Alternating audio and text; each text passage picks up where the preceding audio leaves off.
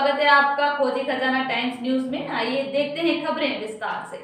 Madhya Pradesh Congress committee के प्रदेश प्रवक्ता advocate Pramod Kumar Dwivedi ने मध्य प्रदेश सरकार द्वारा 18 जुलाई से 22 अगस्त तक चलाए गए राजस्व सुनवाई के प्रकरण निराकरण की मुहिम को ढकोसला और लीपापोती बताया।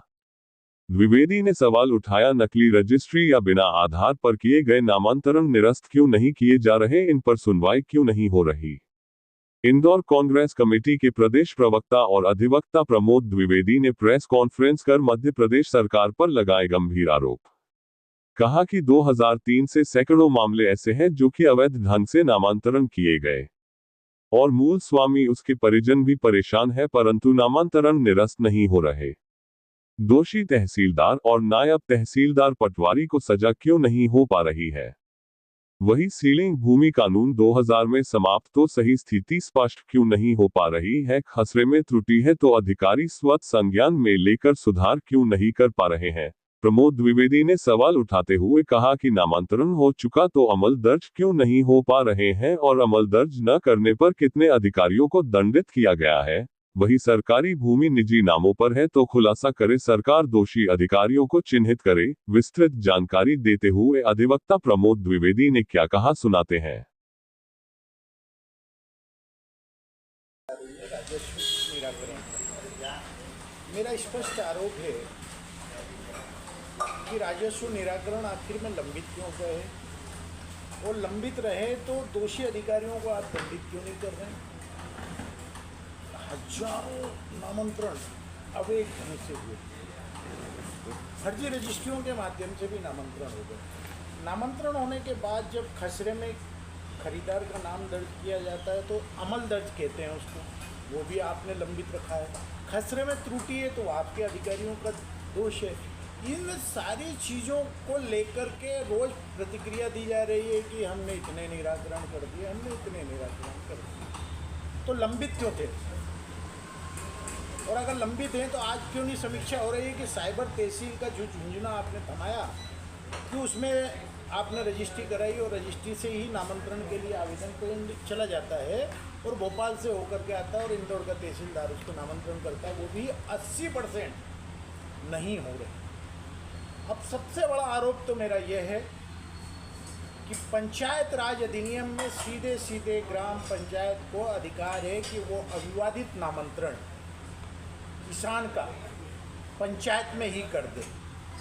2003 के बाद आपकी सरकार अपने पंचायत राज अधिनियम के नियमों का पालन क्यों नहीं किया, पंचायतों को मजबूत क्यों नहीं किया, पंचायत में शिक्षित सचिवों की नियुक्ति क्यों नहीं की, और पंचायत को जब नामांतरण का अधिकार है तो तहसीलदार के माध्यम से आप नामांतरण क्यों करवा रहे हैं। या तो पंचायतों पर आपको विश्वास नहीं है या तहसीलदारों के माध्यम से और पटवारियों के माध्यम से भ्रष्टाचार का खेल मध्य प्रदेश की सरकार खेल रही है। मेरा स्पष्ट आदेश है, या तो पंचायती राज को समाप्त कर दो।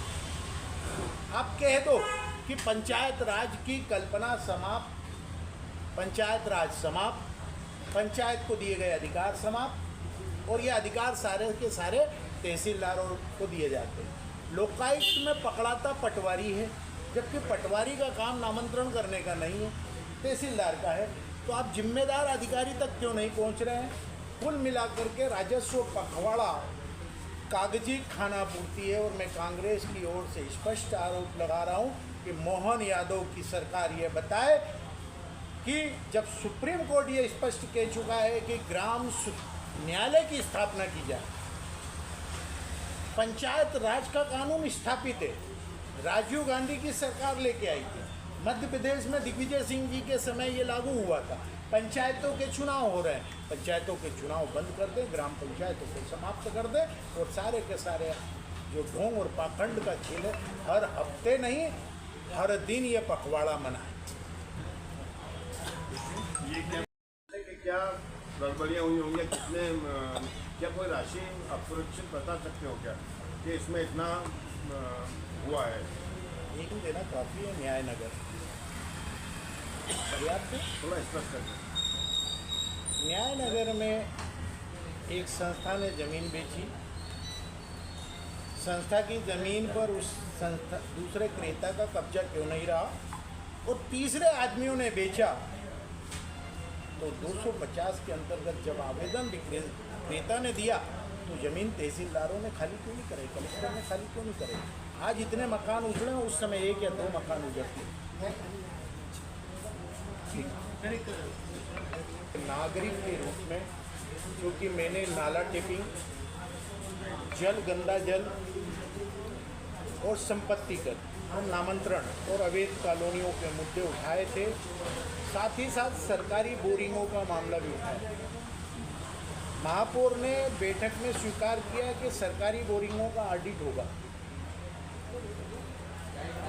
मैं मुद्दों के साथ कि कितना नर्मदा का जल इंदौर में आ रहा है, कितना वितरित हो रहा है, कितना भार आम आदमी पर नहीं सरकार पर 1000 लीटर पर पड़ रहा है, ये सारे के सारे खुलासे मैं परसों आप लोगों को सामने।